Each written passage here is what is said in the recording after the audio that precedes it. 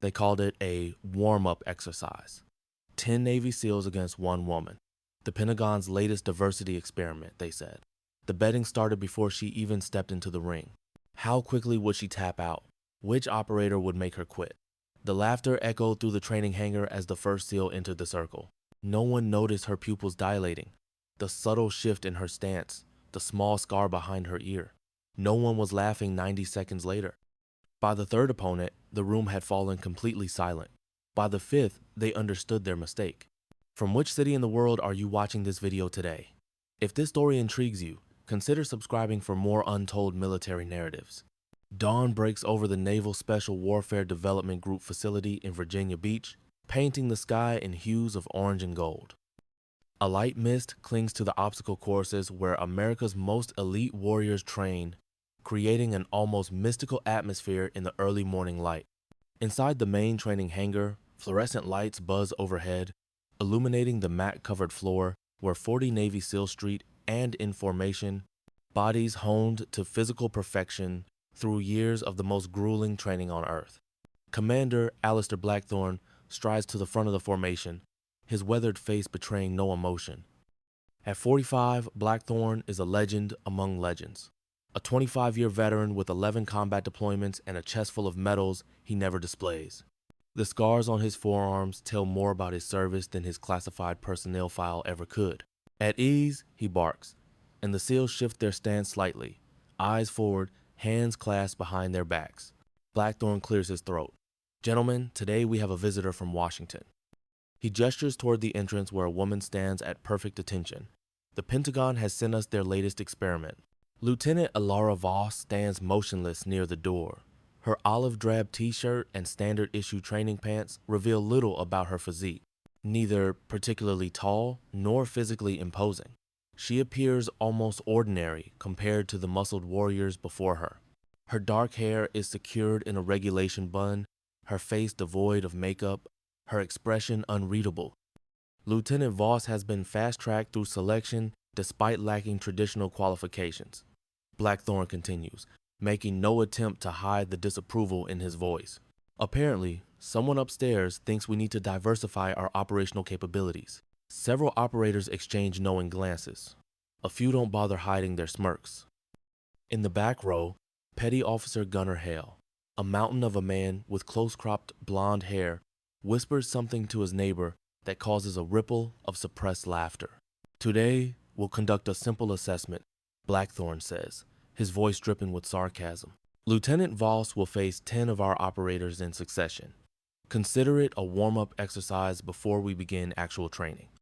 And as Alara walks toward the sparring circle in the center of the room, the camera would linger on a small surgical scar behind her right ear, barely visible beneath her hairline. For just a split second, her eyes unfocus, a fleeting memory passing across her consciousness. Sterile white walls, medical equipment, her own eyes opening under harsh lights, voices murmuring scientific jargon in the background. The moment passes, and she takes her position in the center of the circle, feet shoulder-width apart, hands loose at her sides. The operators jovially argue over who gets to go first, making side bets on how quickly she'll tap out. Lieutenant Commander Wolfram Brandt, the team's hand-to-hand combat specialist, is particularly vocal. 50 says she doesn't last 30 seconds with any of us, he announces to general agreement. "Make it a 100, adds Chief Cassius Thorne, and another 100 says she's crying before the third round. No one notices the woman in civilian clothes watching from the shadows near the back of the hangar. Doctor. Freya Linden stands perfectly still, her tablet in hand, making occasional notes as she observes the proceedings with clinical detachment. Her presence is neither announced nor acknowledged. Yet her eyes miss nothing. Blackthorne consults a clipboard. "Hale, you're up first. Remember, this is an assessment, not a beatdown. Keep it professional." Petty Officer Gunnar Hale, 6'4" and built like a freight train, steps into the circle. With 17 years of special operations experience and a background in collegiate wrestling, he's a formidable opponent for anyone, let alone the unassuming woman before him. "Don't worry, Lieutenant," he says with a grin that doesn't reach his eyes. "I'll try not to send you to medical on your first day." As it proved, Alara remains silent, her stance shifting almost imperceptibly. Something in her eyes changes, a subtle sharpening of focus.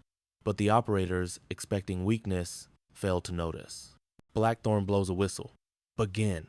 Hale lunges forward with surprising speed for a man his size, aiming to grapple and demonstrate his superior strength. Alara appears to stumble backward awkwardly, her movement seeming uncoordinated and panicked.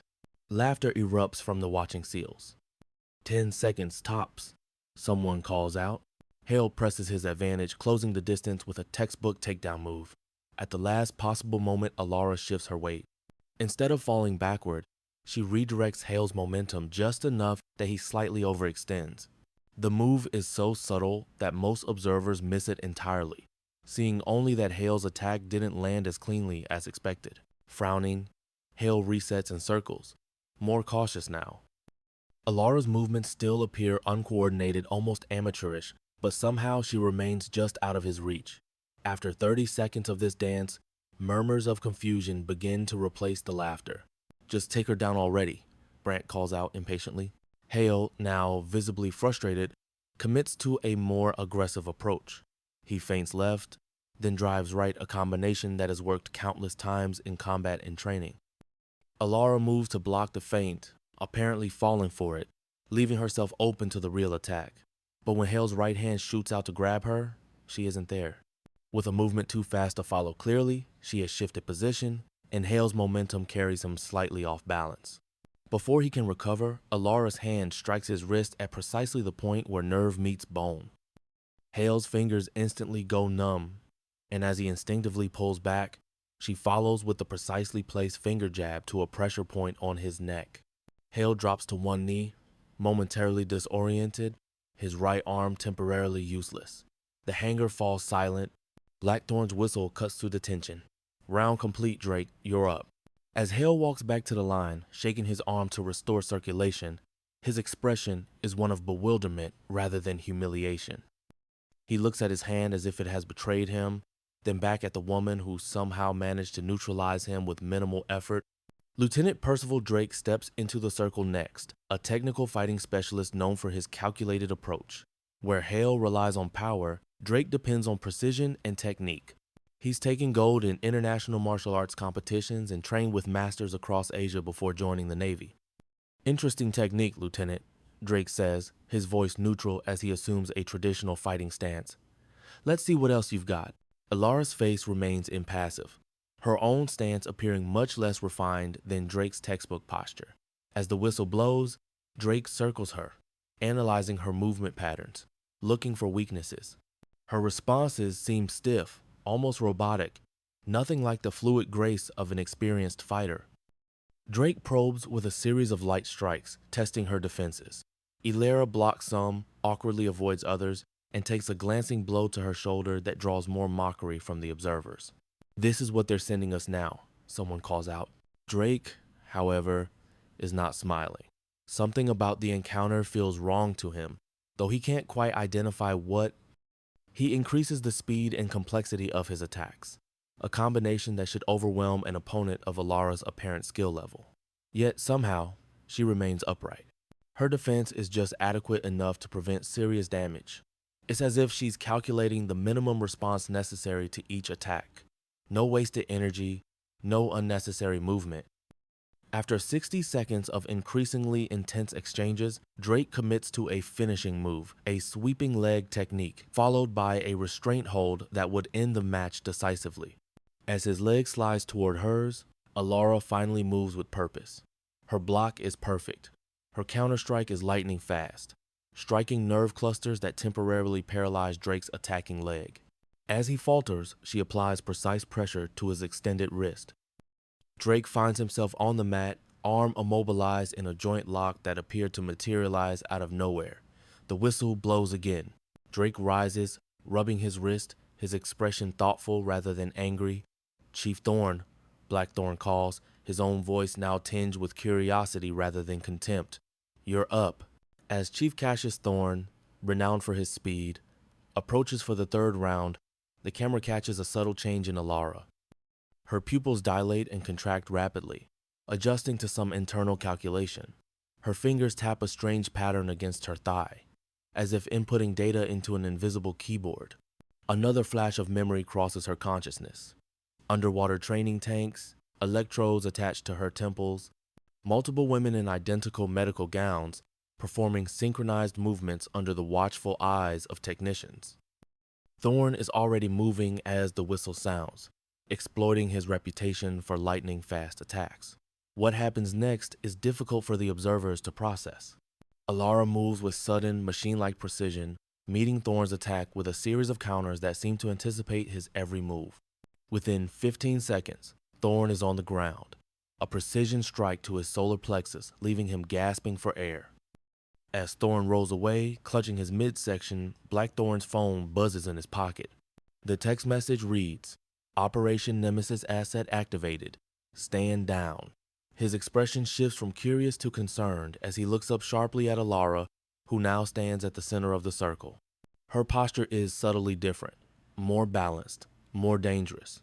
"Lieutenant Commander Brandt," Blackthorn calls, but there's a warning in his voice that wasn't there before. "Your turn." Lieutenant Commander Wolfram Brandt enters the ring with the confidence of a man who has never lost a sparring match. At 39, he is DevGru's most decorated close-quarters combat specialist. With a background that includes Olympic-level judo and advanced training from Israeli Defense Forces, his body bears the scars of countless real-world operations, each one a story of survival against impossible odds. "Let's see what you've got, Lieutenant," he says, circling Alara with predatory focus. The room has grown tense. The earlier mockery has been replaced by a wary silence. Something changes in Alara's posture, a transformation so subtle that most miss it entirely. Her previously awkward stance shifts into perfect balance. Her eyes, once seemingly unfocused, now track Brandt with machine-like precision, cataloging micro-expressions and weight distributions that would be imperceptible to normal human senses. Blackthorn steps forward, mouth opening to halt the match, but he's too late. Brandt attacks with a practiced combination that has dropped operators twice his size, a lightning-fast sequence of strikes, followed by a takedown move perfected over decades of combat. In a blur of movement that seems to defy human capability, Alara redirects his momentum, strikes 3 pressure points in rapid succession, and steps away as Brandt collapses to the mat, his nervous system temporarily short-circuited. The hangar falls completely silent. 40 elite warriors are stunned into speechlessness. Brandt lies motionless except for his eyes, which blink rapidly in confusion and alarm. He tries to rise but finds his limbs unresponsive, as if his body has forgotten how to receive signals from his brain. "Next," Alara says, her voice calm and measured, utterly at odds with the extraordinary display of skill she just demonstrated. Blackthorn looks down at his phone, then back at Alara, clearly torn between protocol and the unfolding situation. Before he can make a decision, 2 more operators step into the ring together, instinctively understanding that individual approaches have proven inadequate. Senior Chief Petty Officers Sebastian Moreau and Lieutenant Junior Grade Ronan Carney position themselves on opposite sides of Alara, a pincer movement designed to divide her attention.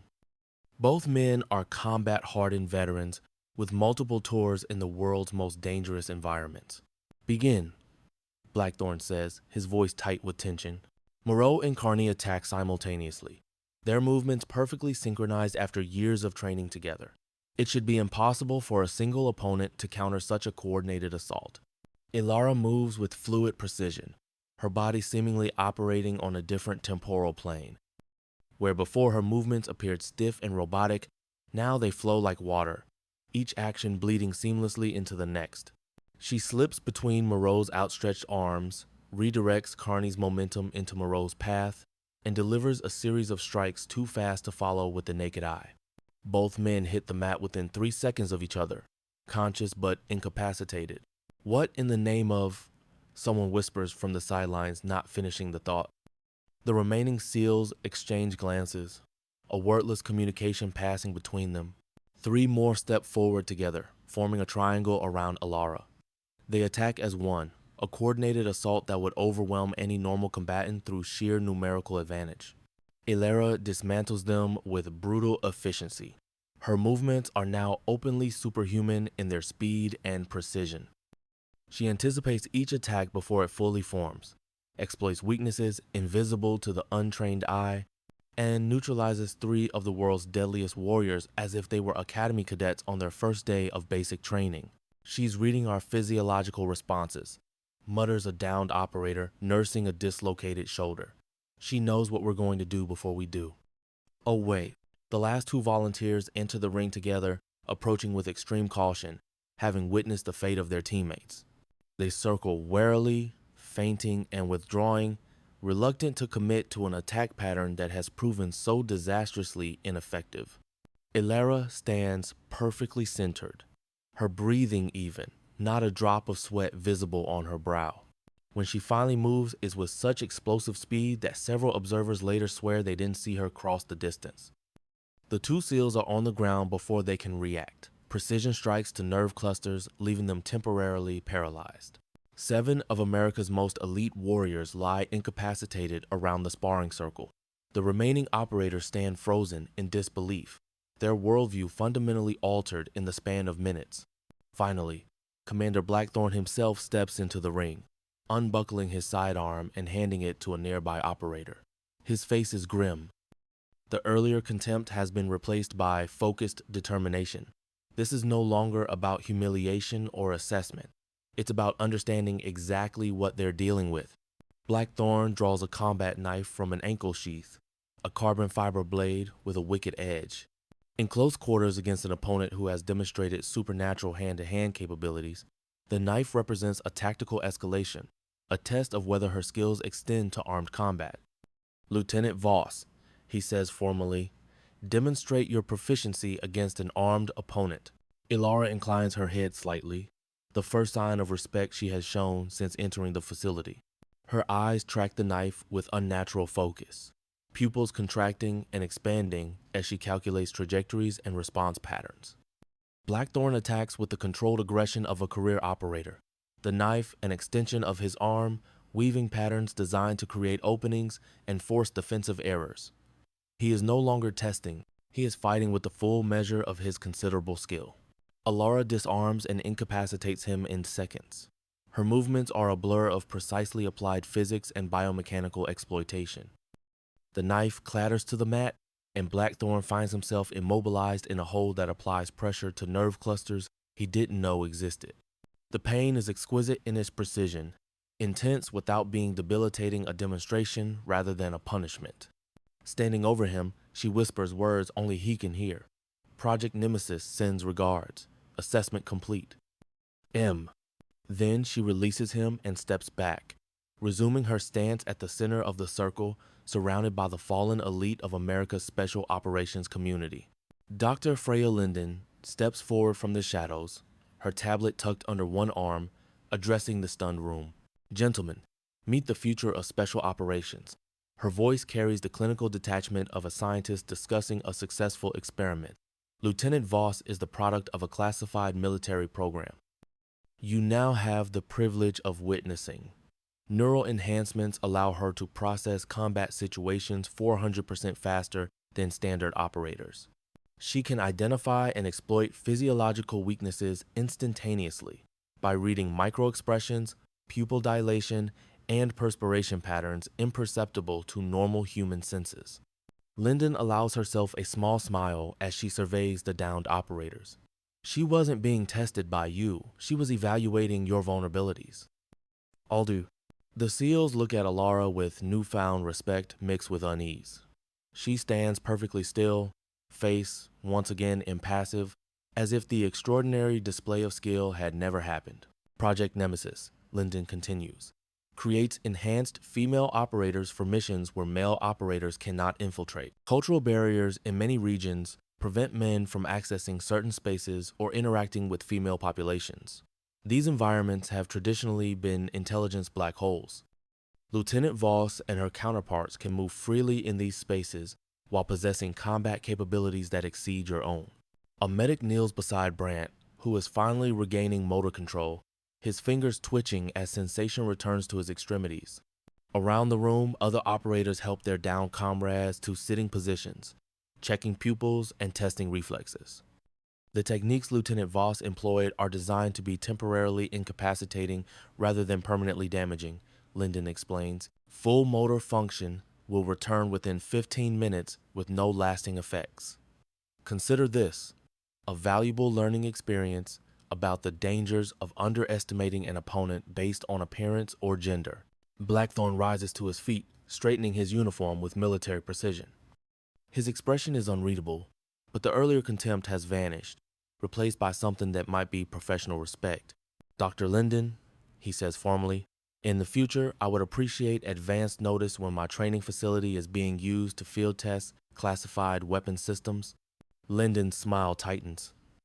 Lieutenant Voss is an operator, Commander, not a weapon system, and your response to her arrival was precisely what we needed to measure. Had you been briefed, the data would have been contaminated. What data exactly? Asked Drake, now sitting on the edge of the mat, rubbing circulation back into his wrist. Unconscious bias. Linden replies, the automatic assumption that a female operator represents a lowering of standards rather than a specialized capability. That assumption creates a tactical blind spot that Lieutenant Voss is specifically trained to exploit. What you witnessed today was not a display of superior physical strength, but rather of specialized neural enhancements that allow for the identification and exploitation of vulnerabilities at superhuman speed. Alara remained silent throughout this exchange, her posture perfect, her expression revealing nothing. Only her eyes move, scanning the room constantly, cataloging details with machine-like efficiency. I have questions, Blackthorn says, his tone making it clear this is not a request. I imagine you do, Linden replies, and I'll answer what I can within the constraints of operational security. Lieutenant Voss will remain with your unit for the next 6 weeks as part of an integration exercise. During that time, you'll learn how to operate alongside Nemesis assets effectively. She glances at her watch. But first, I suggest your medical team evaluate your operators. While the techniques used are non-permanent, some may experience disorientation or nausea as their nervous systems reset. As if on cue, one of the downed SEALs lurches to his feet and stumbles toward a trash can, emptying the contents of his stomach. Others sit with heads between knees, breathing deeply as their bodies recover from neurological disruption unlike anything they've experienced in training or combat. Alara finally moves, approaching the nearest operator with mechanical efficiency. She kneels beside him, checking his pulse with clinical detachment. Vagal response, she says, her voice flat. It will pass in approximately 73 seconds. Breathe through your nose, exhale through your mouth. The operator looks up at her, his expression a complex mixture of wariness and curiosity. What did you do to me? Targeted pressure to the vagus nerve cluster, she explains, demonstrating the location on her own neck without actually applying pressure. When stimulated correctly, it creates a cascade effect through the parasympathetic nervous system, temporarily overriding voluntary muscle control. Around the room, other operators are regaining their composure, watching this exchange with intense interest. The mockery and contempt have vanished entirely, replaced by professional curiosity and, in some cases, grudging admiration. Blackthorn turns to Linden. My office. Now. And bring your security clearance documentation. I want to know exactly what you've brought into my facility. As they leave, Hale approaches Alara, moving with the caution of someone approaching an undetonated explosive. That was, without question, the most impressive thing I've ever seen, he admits. And I once watched a man hold off 30 insurgents with a broken rifle and a combat knife. Alara turns to him, her movements precise and economical. For the first time, a flicker of something almost human crosses her features, not quite a smile, but a softening of her mechanical demeanor. Thank you, Petty Officer Hale, she responds. Your technique was fundamentally sound. The outcome was determined by processing speed, not skill differential. Hale blinks, processing this strange compliment. So you're saying that in a fair fight, without your enhancements, I might stand a chance? No, Alara replies, her voice matter of fact. I was engineered to ensure fair fights never occur. The medical team moves efficiently through the training hangar, attending to the downed operators with professional detachment. Most are already regaining full motor control, though several still exhibit symptoms of disorientation and nervous system disruption. Alara moves among them, her knowledge of the precise conditions she inflicted making her unexpectedly valuable to the medical staff. Pressure here, she instructs the corpsman treating Chief Thorne, indicating a point on his neck. It will accelerate nervous system recovery by approximately 27%. The corpsman hesitates, glancing toward his superior for confirmation before applying the technique. Thorne's eyes widen as sensation floods back into his extremities. How do you know exactly where to press? The corpsman asks, studying the spot with professional curiosity. Comprehensive knowledge of human anatomy is baseline training for Nemesis operatives, Ilara explains, her tone clinical rather than boastful. We are required to memorize the location and function of 347 distinct nerve clusters, along with techniques to stimulate or suppress each one. Across the room, Commander Blackthorne emerges from his office with Dr. Linden. His expression has shifted from anger to a more complex mixture of concern and reluctant acceptance. He surveys the room, noting the gradual recovery of his team and the unexpected role Ilara has taken in facilitating that recovery. Listen up, he announces, his voice cutting through the murmured conversations. As of this moment, Lieutenant Voss's presence and capabilities are classified top secret code word. What happened here today does not leave this room. The existence of Project Nemesis is not to be acknowledged or discussed outside this facility. The operators nod in understanding, the culture of secrecy ingrained in their professional DNA. For the next 6 weeks, Lieutenant Voss will integrate with our unit for joint training exercises. You will treat her with the same professional respect you would any fellow operator. Doctor, Linden will remain on site as technical advisor and medical liaison. He pauses, scanning the room. Questions? Drake raises a hand. Sir, are there others like Lieutenant Voss? All eyes turn to Linden, who measures her response carefully. Project Nemesis currently has 17 active operatives with varying enhancement profiles. Lieutenant Voss represents our standard combat configuration. Standard? Brant asks incredulously. There's nothing standard about what we just witnessed. By standard, I mean her enhancements focus primarily on combat applications. Linden clarifies. Other Nemesis operatives have modifications optimized for different operational requirements, including advanced linguistic processing, enhanced memory reconstruction, or accelerated cognitive functions for intelligence analysis. Hale, now fully recovered, steps forward. With respect, ma'am, what exactly are these enhancements? We talking mechanical implants, genetic modification, or what? Linden glances at Ilara, who gives an almost imperceptible nod.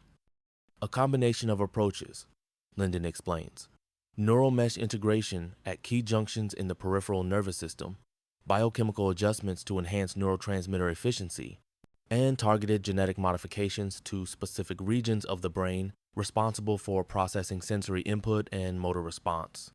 The technical explanation does little to diminish the almost supernatural quality of what the SEALs witnessed. Several operators exchange uneasy glances. Does it hurt? Asks a young SEAL, pointing to his own head, referencing the neural enhancements. A shadow passes over Ilara's face, the first genuine emotion many of them have seen from her. Constantly, she admits, but you get used to it. The neural interface creates what your medical professionals would classify as chronic pain. We are trained to compartmentalize and function despite it. What else did they modify? Another operator asks. Everything, she says simply. Memory implantation, pain suppression, accelerated healing, enhanced visual processing. We can never have normal lives again. That was part of the agreement. The blunt assessment creates a momentary silence, the operators confronting the reality of what such modifications would mean. Agreement? Blackthorne asks sharply. You volunteered for this? Ilara meets his gaze directly. All Nemesis operatives are volunteers, Commander. The program protocols require informed consent. We were fully briefed on both the capabilities we would gain and the sacrifices required.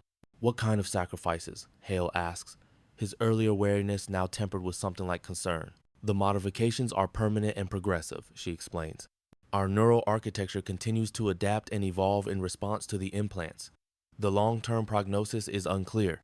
No Nemesis operative has survived beyond 7 years post-enhancement. This revelation sends a chill through the room. The operators, all intimately familiar with mortality and sacrifice, nonetheless struggle to comprehend voluntarily accepting a definitive expiration date. 7 years, Brant repeats quietly. And how long have you been enhanced, Lieutenant? 5 years, 4 months, 17 days, Ilara responds with machine-like precision. The implications hang in the air, unspoken but understood by all. If the pattern holds, Ilara has less than 2 years remaining. Blackthorn clears his throat, reclaiming command of the situation. Lieutenant Voss is here to share her expertise and help us develop joint operational capabilities. I expect every one of you to put aside any preconceptions and approach this training opportunity with the professionalism this unit is known for. He turns to Ilara. Lieutenant, perhaps you could begin by explaining the tactical applications of your enhancements in a combat scenario. Something shifts in Ilara's demeanor, a subtle transformation from clinical detachment to professional engagement. She moves to the center of the training area with fluid grace.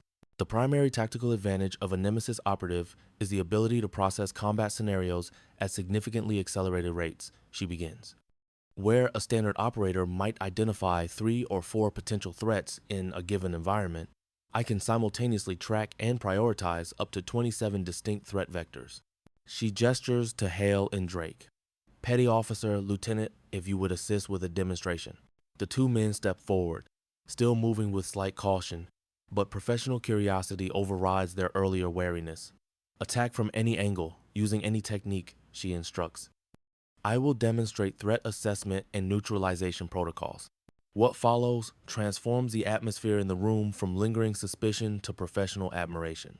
Ilara walks the operators through her combat methodology, explaining each enhancement and its practical application. She demonstrates techniques that exploit human physiological weaknesses with surgical precision, then teaches countermeasures that might be employed against similarly enhanced opponents. Hours pass as the initial demonstration evolves into an impromptu masterclass in advanced combat tactics. The operators, elite warriors all, find themselves in the unfamiliar position of novice students, absorbing knowledge that challenges everything they thought they knew about human capabilities. The key limitation of your current hand-to-hand combat training, Ilara explains as she corrects Thorn's technique, is that it assumes relatively equal processing speeds between combatants. When facing an opponent with enhanced neural architecture, this assumption becomes a critical vulnerability. She repositions his arm slightly. This adjustment reduces your telegraphing by approximately 63%, making your movement significantly harder to predict and counter. Thorn tests the modified stance, his expression thoughtful. This feels more efficient, he acknowledges. Less wasted energy. By late afternoon, the initial shock and wariness have given way to intense professional focus. The operators work in small groups, practicing the modified techniques under Ilara's guidance. Occasionally, Dr. Linden interjects with technical explanations of the underlying neurological principles, but mostly she observes from the periphery, making notes on her tablet. Commander Blackthorn watches the transformation with grudging approval. Whatever his personal feelings about Project Nemesis and the ethical questions it raises, he cannot deny the tactical value of what Ilara brings to his unit. As the training session winds down, Blackthorn calls for attention. That's enough for today. Standard PT at 0600 tomorrow, followed by joint tactical simulations with Lieutenant Voss at 0900. As the operators disperse toward the showers, Hale approaches Ilara, who stands alone, reviewing data on a specialized tablet. Lieutenant, he says, holding an ice pack to his jaw, where an earlier demonstration had connected with more force than intended. I owe you an apology. We all do. For the first time, Ilara's expression softens noticeably. Your techniques were sound, Petty Officer. It's not a fair comparison. Fair or not, I judged you before I knew what you were capable of, Hale admits. That was unprofessional of me. Oliver, Ilara studies him, her enhanced senses cataloging micro-expressions that reveal his sincerity. Apology accepted, she says simply, though the initial response was expected and accounted for in the assessment protocols. So this whole thing, the Pentagon sending you here without warning, the setup with the sparring matches, it was all a test? Hale asks. A multi-phase evaluation, she corrects. We needed to assess how traditional special operations units would react to Nemesis operatives under battlefield conditions. Initial hostility followed by integration is the optimal outcome. And if we hadn't come around, if we'd maintained the hostility, a flicker of something cold passes behind her eyes. There were contingency protocols, she says, She doesn't elaborate, and Hale doesn't press the point. Instead, he changes direction. Some of us are heading to Ali's tonight. It's a tradition after training. You're welcome to join if you're allowed to socialize. The invitation clearly catches Alara off guard. For a moment, the mechanical precision of her responses falters, revealing something more human underneath. I don't have specific restrictions against socialization, she says, the slight hesitation humanizing her further. Though I should warn you that my biochemical modifications include filtration systems that render alcohol consumption ineffective. Hale grins. Perfect. We need a designated driver anyway. 6 months later, the DevGru training facility hosts a different kind of gathering. In the same hangar where Alara first demonstrated her capabilities, an integrated team of SEALs and newly revealed Nemesis operators run through final preparations for their first joint deployment. Alara, now wearing the distinctive insignia of a Joint Special Operations team leader, reviews tactical overlays with Hale, Drake, and 2 female operators identified only by code names, Artemis and Athena. Extraction Point Alpha has been compromised, she informs them, updating the holographic display with new intelligence. We'll proceed to Gamma instead, using this route to avoid recently identified surveillance systems. The team absorbs the changes without comment, the months of integrated training having forged them into a seamless unit that transcends their different origins and capabilities. Brief mission footage on nearby monitors shows their previous operation, a hostage extraction in a region where cultural restrictions would have made an all-male team conspicuous and vulnerable. The Nemesis operators move freely through female-only spaces, gathering intelligence and neutralizing threats, while the SEAL elements secured exfiltration routes. The mission resulted in the successful recovery of 3 hostages with 0 casualties. She never asked for recognition. Hale's voice narrates over the footage for a training documentary with restricted circulation. None of them did. They gave up their past, their future, even parts of their humanity. Not for glory, but because someone had to. The footage cuts to a classified ceremony in a nondescript government conference room. Alara, standing at attention in formal uniform, receives a medal that will never appear in any public record. The decoration is penned by a senior military official whose face is digitally obscured. Dr. Linden stands in the background, her expression a mixture of pride and something like regret. In the present, Commander Blackthorne enters the hangar, approaching the integrated team with purpose. Intel update, he announces. Priority target confirmed at location Bravo. Wheels up in 30. As the team moves toward the waiting transport, a young female officer enters the facility, her posture radiating nervousness beneath her attempt at military bearing. Several junior SEALs nearby exchange knowing glances, one making a quiet remark that causes others to snicker. The door at the far end of the hangar opens, and Alara enters. The effect is immediate and dramatic. The SEALs snap to attention, all trace of mockery vanishing instantly. The atmosphere shifts from casual derision to focused professionalism in the space of a heartbeat. Alara approaches the new arrival with a small but genuine smile. The mechanical precision of her earlier days is now balanced with hard-won humanity. Ensign Mira Faulkner, she asks, though her enhanced memory means she already knows the answer. Yes, ma'am, the young officer responds, standing straighter. Welcome to DevGru. I understand you're our newest Nemesis integration candidate. Yes, ma'am. I completed preliminary assessment last month. Ilara studies her briefly. Enhanced senses cataloging details invisible to normal human perception. The first day is always the hardest, she says, her tone softening slightly. But I think you'll find things have changed somewhat since I arrived. She glances around the hangar at the SEALs who now treat her with unquestioned respect, at the integrated team preparing for a mission that will be impossible without the unique capabilities of Nemesis operatives. Ready to work, Ensign? She asks. Faulkner nods firmly. Absolutely, ma'am. Load. Alara leads her toward the training area. Past operators who now view the Nemesis program not as a Pentagon diversity experiment, but as an essential evolution in special operations capability. The path she walks is one she carved herself through skepticism and prejudice, with skill and sacrifice. No one is laughing anymore.